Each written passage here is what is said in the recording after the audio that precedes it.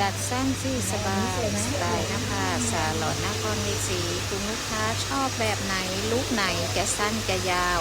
หลอนเด้งหรือวอลลุ่มเลือกแบบเลือกสไตล์คุณลูกค้าเข้ามาได้ที่นภาสาลอนนครชัยศรี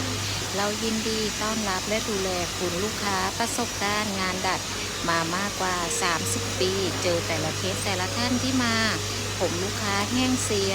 ช็อตมาพี่นภาฟื้นฟูบำรุงให้กับคุณลูกค้าทุกขั้นตอนเพื่อผลลัพธ์ที่ดีออกมาได้ดีออกมาได้สวยที่สุดคุณลูกค้ามาแล้วจะได้ไม่ต้องผิดหวังลูกค้าแต่ละท่านมาไกลๆกันทั้งนั้นเคสนี้คุณลูกค้าเดินทางมาจากสุโขทัยไปที่ไหนไม่มีใครดัดให้ดัดแล้วไม่ขึ้นร่อนต้องมาที่นภาเป็นรอบที่7แล้วค่ะถูกใจคุณลูกค้ากลับไปไม่กล้าจะไปทำที่ไหนอยู่ไกลแค่ไหนก็ต้องกลับมาหานภา